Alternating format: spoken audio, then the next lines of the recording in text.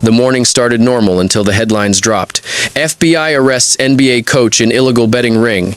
In seconds, phones lit up, timelines froze, and fans stopped scrolling. Chauncey Billups, Terry Rozier, Damon Jones, names every fan knew suddenly tied to a federal case that no one saw coming.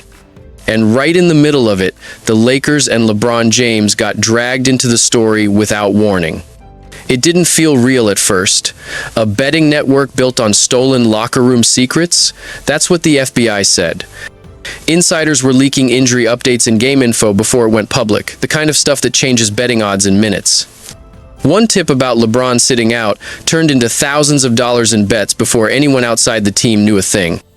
By noon, it wasn't just a scandal, it was a firestorm. Fans were angry, players stayed silent, and the league scrambled to clean up the mess.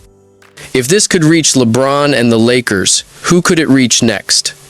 Don't forget to subscribe to Redone Report for more powerful NFL stories.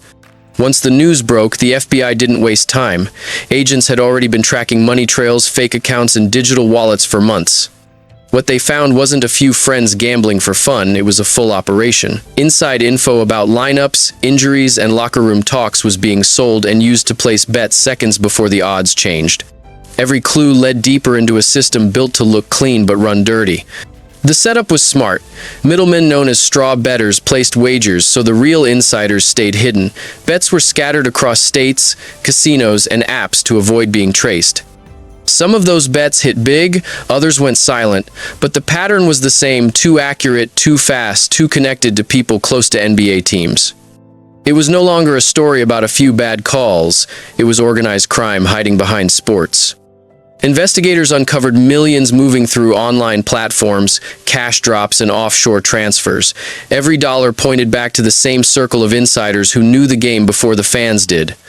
What started as a handful of suspicious bets had grown into one of the largest illegal betting rings ever linked to professional basketball, and the deeper the FBI dug, the closer the trail got to the Lakers. The moment the Lakers' name appeared in the reports, everything changed. Fans rushed online to see how one of the league's most respected teams could be connected to a federal case. The truth was simple but shocking. Someone close to the team leaked private information about LeBron James missing a game against Milwaukee. That single detail, known only to insiders at the time, led to a wave of bets placed just minutes before the official injury report went public. The FBI traced those suspicious bets back to Damon Jones, a former player and longtime associate of LeBron. His name gave the case a different weight. Suddenly, it wasn't just about random gamblers, it was about people who had access to locker room conversations and team updates. Jones became the link between the private world of players and the public world of betting, turning one quiet game day note into a national scandal. The Lakers didn't break any rules, but the damage hit fast. Media outlets used LeBron's name in every headline, fans questioned team security, and the league realized how easily trust could be broken. In a matter of hours, the NBA's biggest star became the center of a story he had nothing to do with, and that's when the FBI started asking who else had access to that same kind of inside information. When LeBron's name hit the headlines, the story exploded. People instantly assumed he was involved, but that couldn't be further from the truth. He wasn't gambling, leaking, or breaking any rule. His only mistake was being the biggest name in basketball when someone else decided to use his situation for profit. That one leaked update about his status flipped betting markets and turned him into the face of a scandal he never caused. The FBI quickly cleared LeBron of any wrongdoing, but the damage to his image was already done. Every sports show, every social feed, every talk radio segment used his name because it brought attention. The story sold itself, and LeBron became the headline no matter how innocent he was. For a player who built his career on discipline and control, being tied to this chaos was the one thing he couldn't control. Behind the scenes, league officials started tightening rules around data access. They knew this wasn't just about one case, it was a warning. If personal information about a superstar could leak that easily, no team or player was fully protected. The scandal didn't just question one man's name, it shook the foundation of how the NBA protects its own secrets. While the NBA was busy fighting headlines, the NFL had its own storm.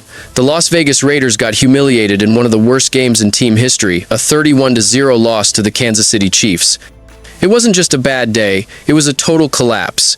Every mistake piled up until it looked like the Raiders had stopped competing. Fans weren't angry anymore, they were embarrassed. The silence in the stadium said it all. For years, the Raiders have lived on excuses, but this time the blame went straight to the top. Mark Davis has owned the team through constant losing seasons, bad hires, and wasted talent. 14 head coaches since 2000, endless front office changes, and the same results every year. The Chiefs didn't just beat them, they exposed everything wrong with how the Raiders are run. Even the players looked lost. There was no fight, no leadership, and no identity on either side of the ball. Kansas City rested starters and still dominated. It wasn't about skill anymore, it was about effort and pride. That loss didn't just cost the Raiders a game, it reminded everyone how far they've fallen under the same broken system. The Raiders made one move that turned their season from bad to worse, trading for Gino Smith. It was supposed to be a smart pickup, a veteran who could stabilize the offense. Instead, it became a disaster. Gino was expected to bring experience and leadership, but what the team got was inconsistency and turnovers. Week after week, he looked unsure, missing reads, and forcing throws that killed drives before they started. The front office didn't just trade for him, they gave him a new contract too.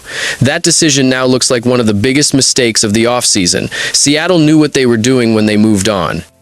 They saw the decline early. His touchdown numbers kept dropping while his interceptions went up. The Raiders thought a reunion with Pete Carroll would fix things, but instead, it exposed just how far Gino's game had fallen.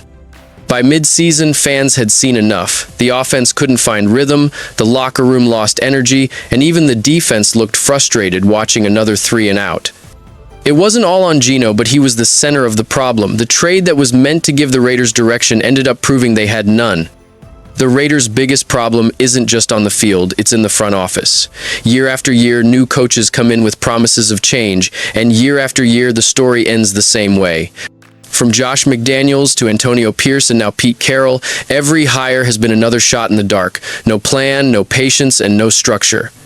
The constant turnover has left players confused and fans drained.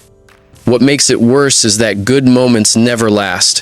When Rich Bisaccia led the team to the playoffs, he was gone months later. When Derek Carr kept them competitive, he was shown the door too. The Raiders don't build, they reset. Every season starts with hope and ends in chaos, and it all points back to ownership that doesn't learn from its own mistakes. Mark Davis keeps repeating the same cycle, hiring names instead of leaders and chasing quick fixes instead of building real identity. The result is a team that looks new every year but plays like the same old Raiders. Until the pattern at the top changes, it won't matter who's calling plays or taking snaps. The problem runs deeper than the roster it's in, the way this franchise thinks. At this point, the only real move left for the Raiders might be to start over. The roster is filled with talent that's being wasted, and every week looks like a repeat of the last.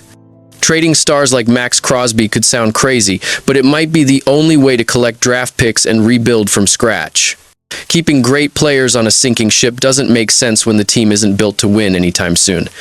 The harsh truth is that this season already feels lost. The Raiders look broken in every direction: offense, defense, coaching, and leadership.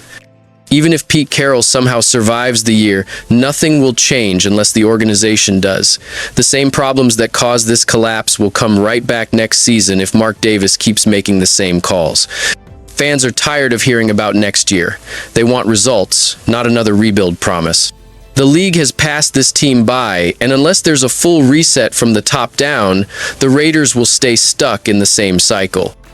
The only real question now is whether ownership finally has the courage to face the truth. It's time to tear it all down and build something that actually lasts. Blessings to all my Red Zone Report subscribers, family. Your support means everything. Stay tuned, stay sharp, and I catch you in the next one.